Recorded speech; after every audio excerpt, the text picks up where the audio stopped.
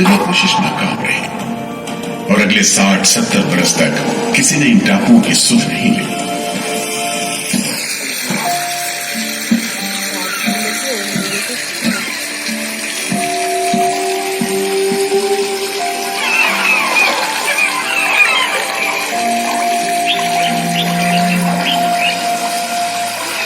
प्राकृतिक खूबसूरती और शांत समुद्र के बीच जिंदगी की खामोश लहरें उठती और बैठ जाती। उगते सूरज के साथ पक्षी जागते हैं और डूबते सूरज के साथ इन टापुओं पर जिंदगी सुकून से सो जाती कि तभी भारत का पहला स्वाधीनता संग्राम यानी 1857 की आजादी की लड़ाई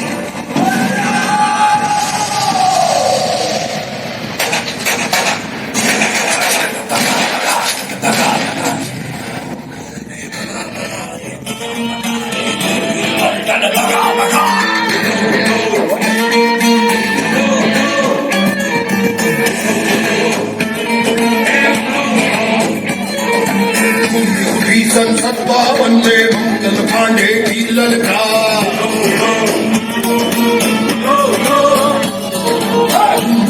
संसद भवन में मंगल पांडे की ललकार। भारत छोड़ो जाओ अपने देश से बाहर, रानी झांसी तात्या तोपे, रानी झांसी तात्या तोपे, रानी दिल्ली दरबार।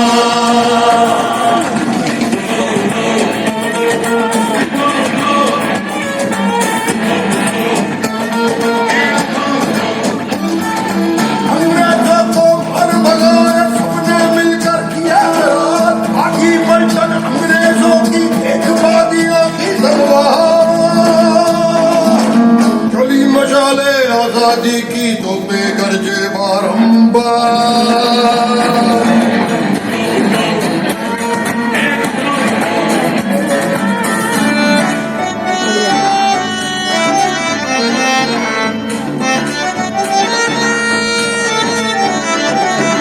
लोहे से लोहा बजता गामची हुई नीची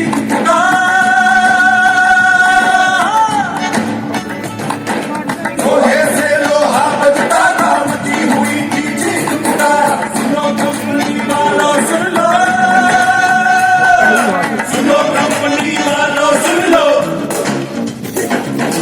नहीं सहेंगे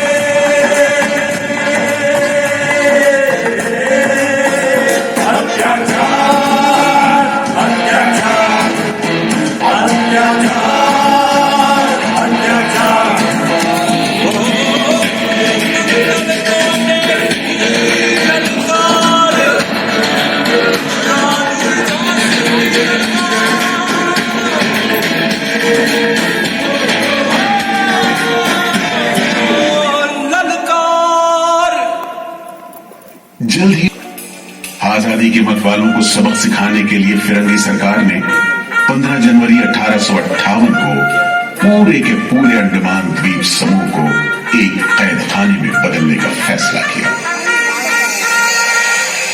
His Excellency गवर्नर जनरल ने काउंसिल में ये फैसला किया है कि अंडमान आइलैंड में कैदियों की एक बस्ती बनाई जाए।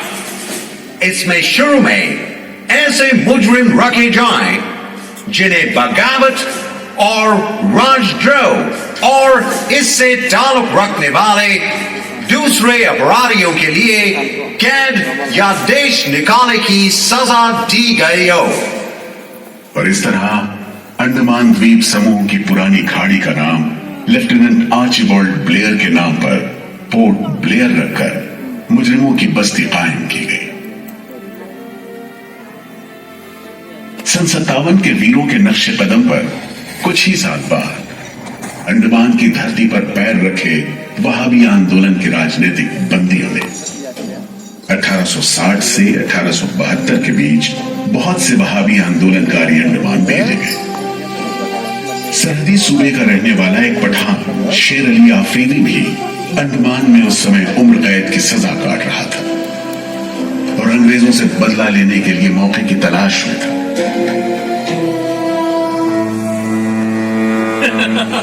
क्यों है शेर अली, तुम इस भीड़ भाड़ में कैसे? ओए, हम सुना है फिरंगी का लाट साहब इधर आता है। हम भी देखने आया है जुल्म करने वाले का सरदार कैसा दिखता है।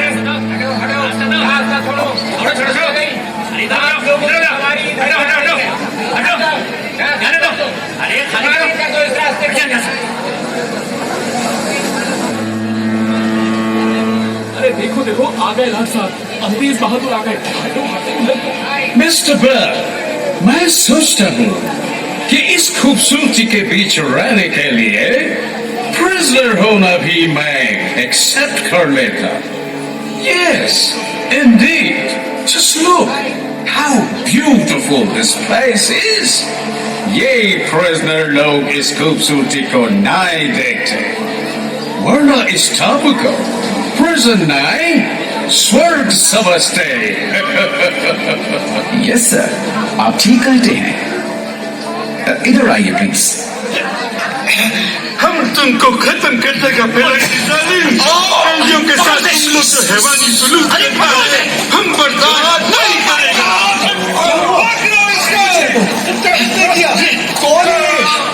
शेर अली है, सजा याफ्ता कैदी, सजा में रियायत पाकर नाई की दुकान चलाता है। जैसा कि होना था, शेर अली को फांसी हो गई।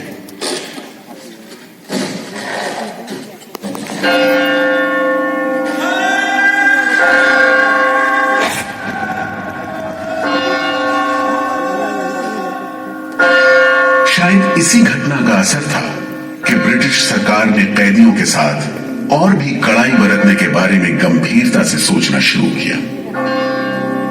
नतीजे के तौर पर सन 1896 में पोर्ट ब्लेयर की खौफनाक सेलुलर जेल का काम चीफ कमिश्नर केविन और इंजीनियर मैक्विन की निगरानी में शुरू हुआ। यूरेनस मक्विन, आपकी जांच पूरी हो गई?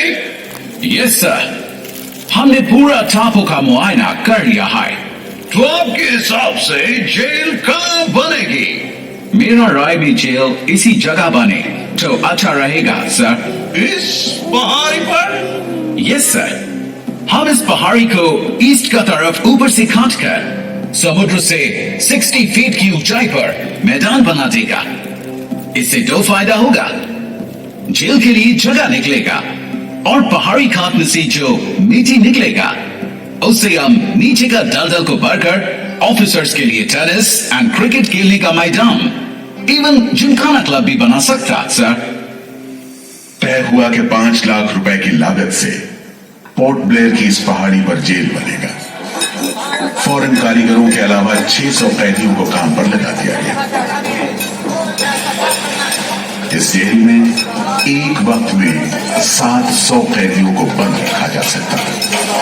योजना के अनुसार जेल के बीचों बीच एक मीनार बनाई जानी थी, जिसके 7 दिशाओं में 7 खंड किसी सितारे की भुजाओं की तरह निकले हुए। हर खंड में 3 मंजिलें बनाई जानी थी और 7 खंड में कुल मिलाकर 698 कोठरियों का निर्माण होना था। ईंटों की ढुलाई के लिए ट्रेन की 5 मील लंबी पटरी बिछाई गई। इमारत बनाने के लिए ढेर सारे सामान बर्मा से मंगवाए गए। जेल को बनाने में कोई 3 करोड़ ईंटें इस्तेमाल की गई। इंसानी खून पसीने की तो कोई गिनती ही नहीं।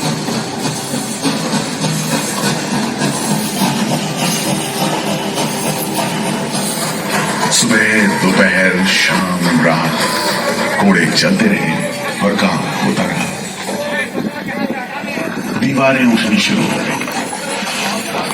आखिरकार 10 साल बाद सन 1906 में यह विशालकाय जेल तैयार हुई और यहीं से अंडमान के इतिहास का सबसे काला दौर शुरू हुआ।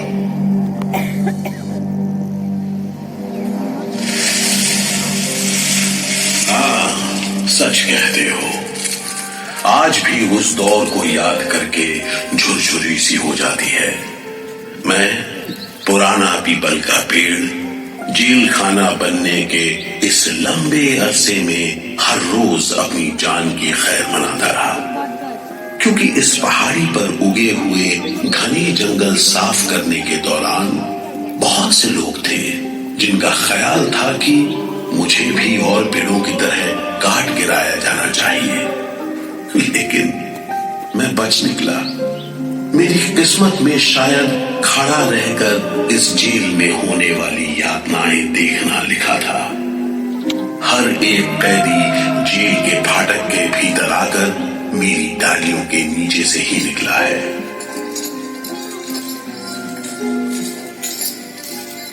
जैसे जैसे अंग्रेजी शासन के खिलाफ आजादी की मांग तेज हुई, ब्रिटिश सरकार ने सेलुलर जेल के फाटक हर छोटी बड़ी बात के लिए खोलने शुरू कर दिए।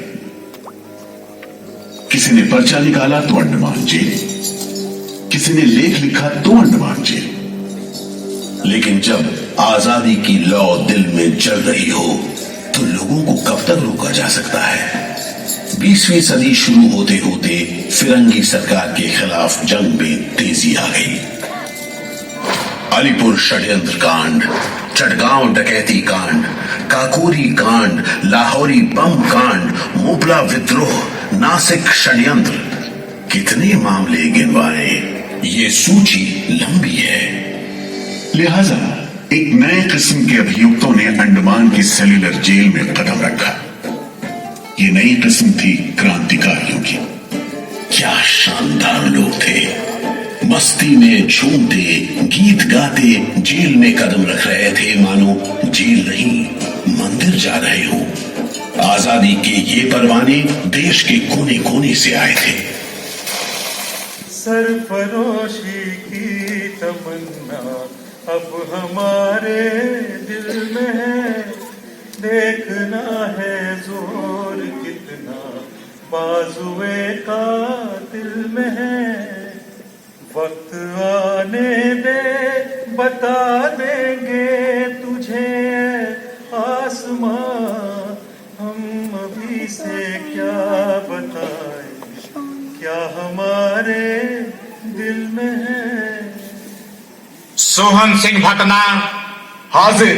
मोतीलाल वर्मा हाजिर। पंडित परमानंद शास्त्री हाजिर है। बटुकेश्वर दत्त हाजिर। सचिंद्र नाथ सान्याल हाजिर। उल्लासकर दत्त हाजिर। पृथ्वी सिंह आजाद, पृथ्वी सिंह आजाद हाजिर। हर आदमी के दिल में स्वाधीनता की लौ जल रही थी। इस जोत को बुझाने का काम ब्रिटिश सरकार ने जिस अफसर को सौंपा वो था सेल्युलर जेल का जेलर डेविड बेरी। जमादार जी हुजूर। नया कैदी लोग आया? जी सरकार, सभी लाइन से खड़े हैं। ठीक है, सुनो, इनसे कह दो कि इस जगह पर हम शेर को पालतू बनाता है। तुम जेल का दीवार देखता है, जानता है इसको इतना नीचे क्यों बनाया? इधर से कोई भागने को नहीं सकता। यह सब तरफ 1000 माइल्स तक पानी है और ऊपर खुदा है, और तुम हमको देखता? हम इधर का खुदा है, डेविड बेरी। Get it? इस तरह कैदियों से ठसाठस भरी जेल की गंदी सीलन भरी बदबूदार हवा में कैदियों का बंदी जीवन शुरू होता है। बेड़ियों की आवाज, वार्डनों की गाली गलौज और मार खाते कैदियों की चीख पुकार से गूंजते कोठरियों का दम घुट माहौल कड़े से कड़े इंसान को तोड़ने के लिए काफी था। लेकिन इन कोठरियों में ऐसे बंदी भी आए जिन्हें ये माहौल हताश करने की बजाय जुल्म का मुकाबला करने की प्रेरणा देता रहा।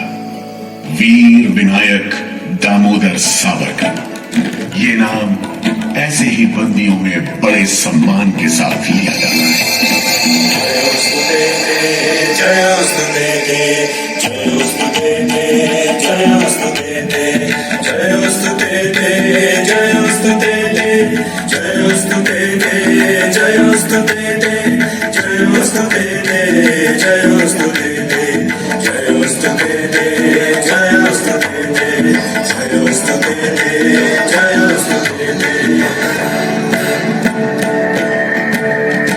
श्रीमहन मंगले शिवास्पदे शुभदे श्रीमहन मंगले शिवास्पदे शुभदे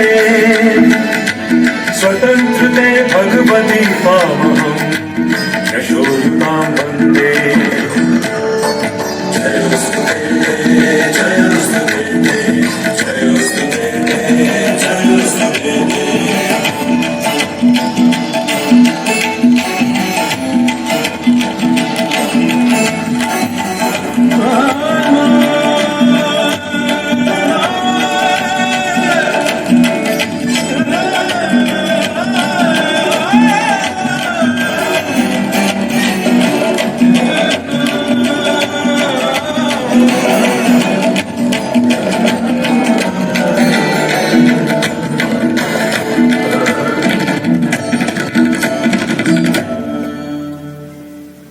बेड़ियों में जकड़े वीर सावरकर जब सेल्यूलर जेल के अहाते में दाखिल हुए तो उनकी जंजीरों से जुड़े लोहे के पट्टे पर उनके जेल की मियाद खुदी हुई थी 50 बरस।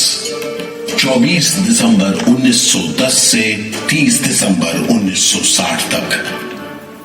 वेल सावरकर, तुमको 2 बार का उम्र कैद का सजा मिला है। 50 बरस बाद सरकार तुमको छोड़ देगा। मिस्टर पेरी, तुम्हें विश्वास है कि तुम और तुम्हारी सरकार 50 बरस यहां रह पाएगी? सावरकर को इस बात में रत्ती भर भी शक नहीं था कि आजादी की जो लपटें हिंदुस्तानियों के मन में धड़क रही हैं, उन्हें अंग्रेज अब बुझा नहीं सकेंगे और जल्द ही उन्हें जाना होगा। इसी प्रबल विश्वास के बल पर सावरकर 10 बरस लंबा अरसा सेल्यूलर जेल की एक ही कोठरी में रह सके। उन्हें बहुत ही खतरनाक कैदी करार देते हुए इतने कड़े पहरे में रखा गया था कि उनके भाई गणेश को 2 बरस तक पता भी नहीं चला कि वीर सावरकर उनके ही नक्श कदम पर चलते हुए सेल्यूलर जेल आ पहुंचे, जहां बरसों की तकलीफ है, जेलर के जुल्म है, कड़ी मेहनत और नितांत अकेलापन है, जहां जिंदगी 13 फुट लंबी और 7 फुट चौड़ी कोठरी में सिमट कर रह करती है।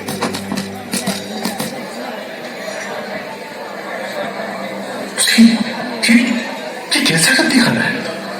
चावल में कंकड़ है, सब्जी में रेत है और दाल में कीड़े। खाना क्या है? घास फूस है। बर्तन भी देखो कैसे टूटे फूटे, जंग से लाल और तेल से जुड़े हुए। सबसे ज्यादा कमी तो पानी की है। आज सुबह जब मैंने पानी मांगा, जमादार बोला दिन में 2 बार मिलेगा बस। अरे पीने लायक होता तो बात था, यहाँ इतनी बास मारता है कि नाक बंद करके पीना पड़ता है। इस खाने को कैसे खा सकते हैं? कैदियों को गाली देना या पीटना मामूली बात थी, चाहे वो खा रहे हों या काम कर रहे हों। और काम न सिर्फ मुश्किल था बल्कि उसका कोटा भी तय था।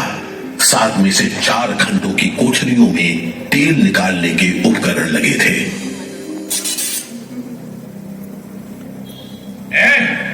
इंदुभूषण, सुधीर, हेमचंद, तुम लोग इधर चलो, नारियल के बोरे उठाओ। हर बोरे में है 25 सेब नारियल। इन्हें पहुंचाओ 3री मंजिल पर। शाम तक हर आदमी को 30 पाउंड तेल निकालना है, समझे? हम इतना तेल कैसे निकालेंगे? वो मशीनें तो हाथ से चलानी पड़ती हैं। जबान मत लड़ाओ बदमाश।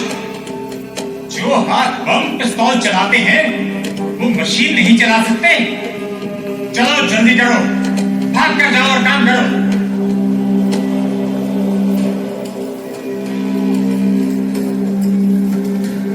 मेरा बात ध्यान से सुनो। जी हुजूर। जो आदमी काम नहीं करे उसको पेट लगाओ। जी हुजूर। समझा? जी। सजा दो, कोई छूट नहीं दो। जी। कोटा पूरा कराओ। जी। लेकिन तमाम मारपीट और गाली गलौज के बावजूद यदि एक कैदी काम पूरा न कर पाते तब जो सजा मिलती वो किसी की भी हिम्मत तोड़ने के लिए काफी थी। जमादार, जी हुजूर। इसको 2 दिन तक टाट का वर्दी पहना। कल से इसका खाना बंद। जी। सिर्फ 2 कप खाने दो। जी हुजूर। ये पहला बार काम नहीं पूरा किया। जी। इस वास्ते इसको 1 हफ्ता हथकड़ी में रखो। जी हुजूर। ये बागी का बच्चा है, इसको बेड़ी डालो। इसको भी बेड़ी डालो 6 महीने तक। जी हुजूर। तुम अब तक 5 बार काम का कोटा पूरा नहीं किया, हम तुमको इस बदमाशी का मजा चखाएगा। जमादार। जी हुजूर। इसको तन्हाई में रखो। जी। Solitary confinement. जी। कोठरी में काम दो। जी। और इसको पेट लगाओ। और मारो, और मारो। नारे बोलेगा, बोल नारे, बोल बोल नारे, बोल बोल नारे, जितनी ताकत है बोल नारे।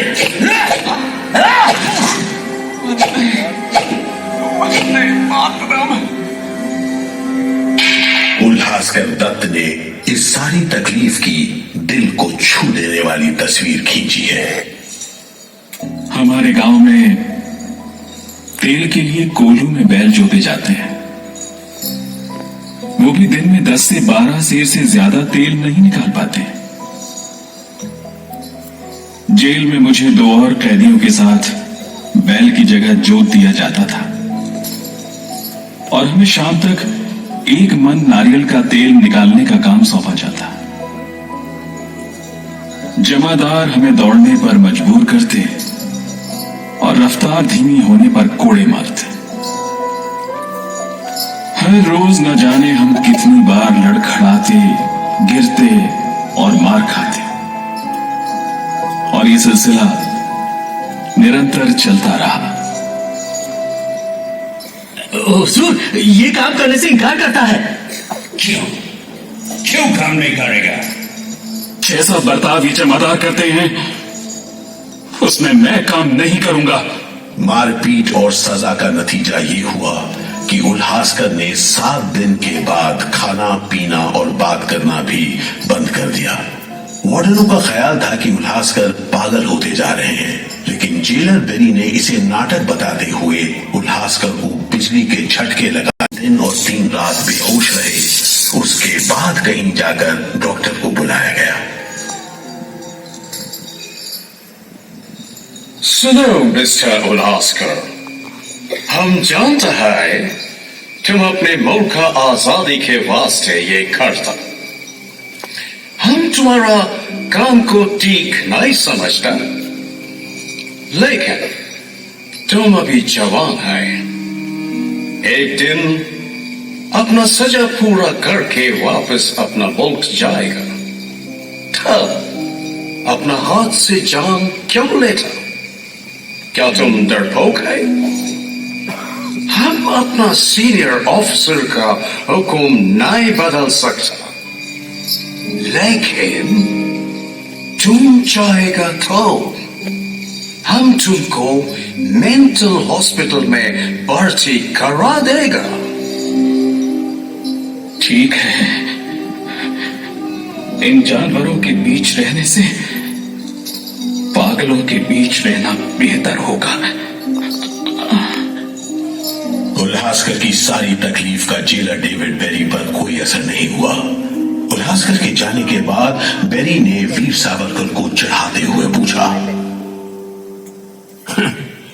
क्यों सावरकर, तुम भी पागलपन का बहाना करेगा क्या? तुम्हारे बाद मिस्टर बेरी।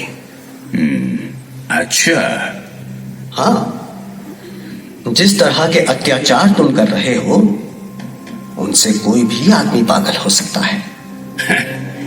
रहने दो ये सब बात सावरकर। तुम अच्छी तरह जानता है उल्लासकर पागल नहीं है, बहाना खाता है। मिस्टर बेरी, अगर तुम सोचते हो कि उल्लास बहाना कर रहा था तब तुम पहले ही पागल हो चुके हो।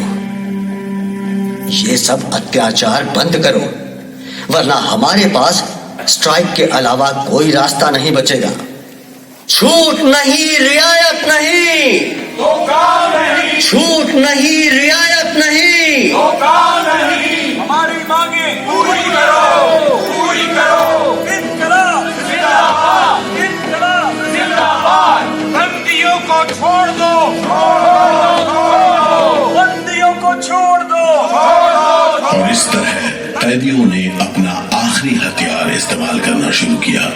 हड़तालों का एक लंबा सिलसिला चल पड़ा, मगर ऐसे मामलों से जेलर बेरी और उसके अमले के रवैये में कोई खास फर्क नहीं पड़ा।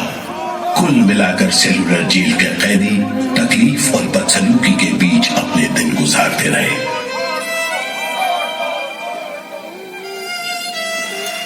मगर एक सुख का स्मरण ना करना नाइंसाफी होगी। वो सुख था बुलबुलों की चहक, उनका मधुर स्वर, उनके झुंड कल कल करते नारियल के टुकड़ों पर टूट पड़ते। गंभीर विचारों से मुक्ति पाने के लिए मैं मन को बलपूर्वक इन बुलबुलों की चहक में लगाए रखता। मैं अपनी भाषा उन्हें सिखाने में असमर्थ था। यदि सिखा पाता तो मैं उन्हें देश प्रेम के गीत सिखा देता, ताकि अगर कोई मेरी कोठरी खोजता हुआ आए तो लोग कहें कि जिसके सामने बुलबुल देश प्रेम के गीत गा रही हो वही सावरकर की कोठरी है। एक बार में 3 कैदियों को फांसी पर लटका दिया जाता। दिल दहला देने वाली चीखें निकलती, जेल का घंटा घनघना उठता, जेल की मीनार पर लगी बत्ती जलती बुझती रहती और 8 मील दूर तक खड़े जहाजों तक खबर पहुंच जाती कि फिर से कुछ कैदियों को फांसी पर लटका दिया गया है। 12 मई 1933 को कैदियों ने फिर भूख हड़ताल का सहारा लिया। भूख हड़ताल करने वालों में सरदार भगत सिंह के बहादुर साथी महावीर सिंह भी शामिल थे। हड़ताल के 5वें दिन जब कैदियों को जबरदस्ती खुराक दी जाने लगी तो महावीर सिंह ने ताकतवर विरोध किया। जालिमों, तुम नहीं जानते कि हम कौन हैं। हम मर सकते हैं पर छुपकर नहीं रह सकते। हमें ऑर्डर मिला है तुम्हें दूध पिलाने का। चलो जमादार, पकड़ो इसे। जिंदाबाद।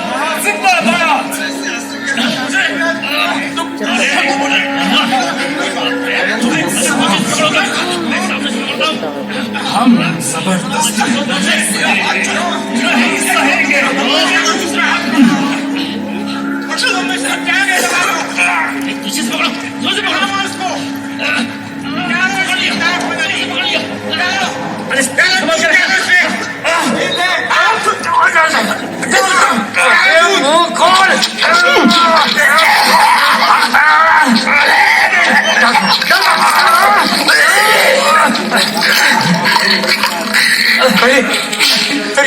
ये क्या हो गया? क्या हो गया?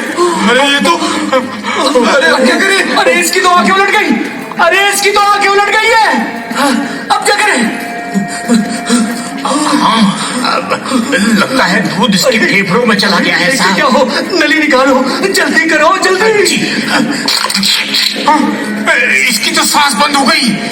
अब क्या होगा? होगा क्या? लाश को गुपचुप ठिकाने लगा दो, किसी को कानो कान खबर ना हो। मैं तो कहता हूँ साहब, इसकी लाश को बोरे में डालकर पत्थर से बांधकर समंदर में बहा दीजिए। किस्सा खत्म। चलो बिपिन ऐसा ही करो, झटपट ले जाओ उसे, झटपट ले जाओ। लेकिन ये खबर छिपी नहीं रह सकी। जब लोगों को पता चला तो देश भर में विरोध की भीषण लहर फैल गई। छोड़ दो, बंदियों को छोड़ दो, और फिर 45 दिन बाद 26 जून 1933 को जेल अधिकारियों ने हथियार डाल दिए।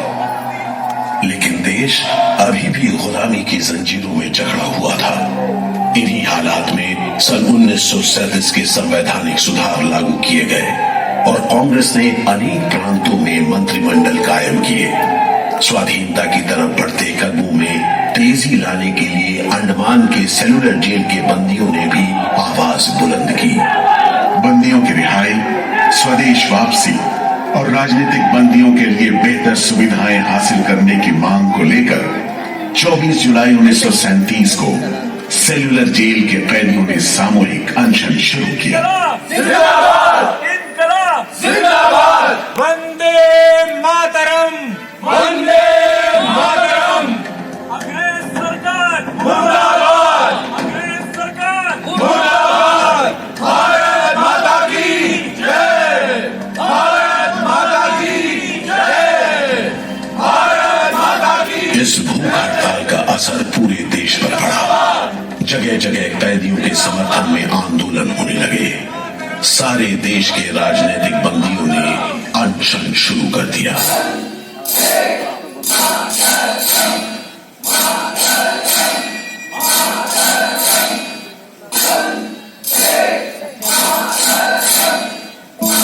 गुरुदेव रविंद्रनाथ ठाकुर और कांग्रेस की कार्यकारिणी की तरफ से जवाहरलाल नेहरू ने कैदियों से भूख हड़ताल समाप्त करने की अपील की और 28 अगस्त 1937 को गांधी जी ने सेलुलर जेल के बंदियों को तार से संदेश भेजा।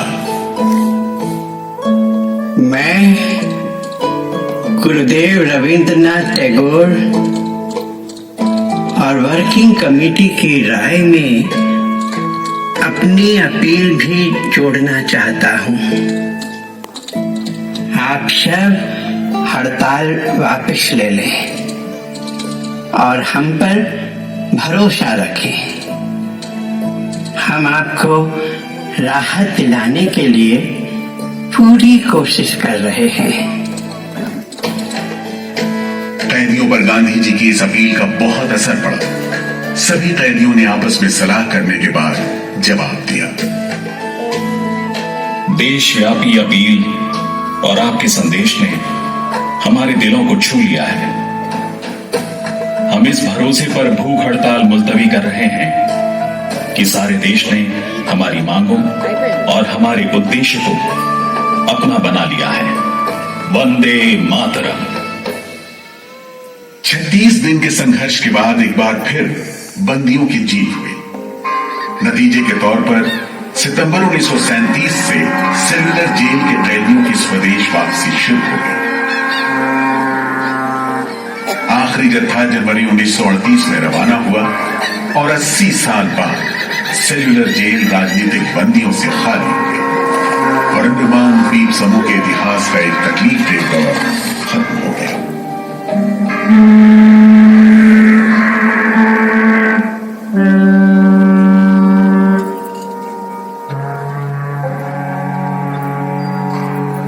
मगर एक और जालिम दौर शुरू होने वाला था।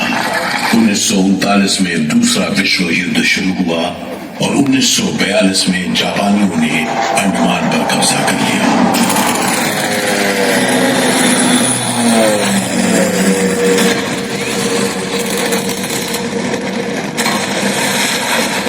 हालांकि अंडमान पर जापानियों का कब्जा सिर्फ 3 साल रहा, लेकिन इस अरसे में ही उन्होंने काफी जुल्म ढाए।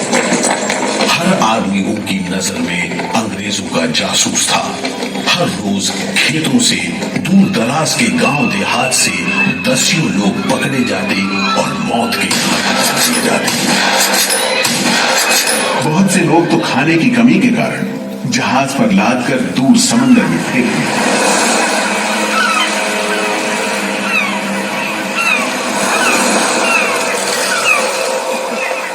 इसी दौरान नेताजी सुभाष चंद्र बोस अंडमान आए और जेल का मुआयना भी किया, मगर जापानी फिर पहुंचाते थे। अपनी छोटी सी अंडमान यात्रा के दौरान नेताजी ने तिरंगा भी फहराया।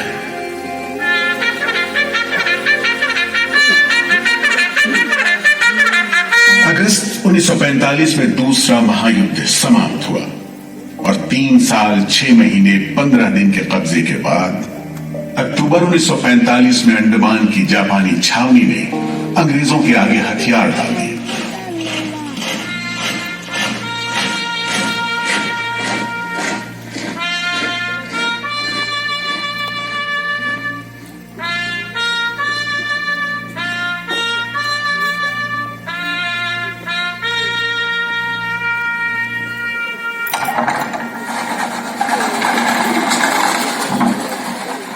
सेलुलर जेल के फाटक एक बार फिर खुले और कैदियों को रिहा कर दिया गया। इसके बाद 2 साल के अंदर भारत में ब्रिटिश सरकार का शासन खत्म हो गया।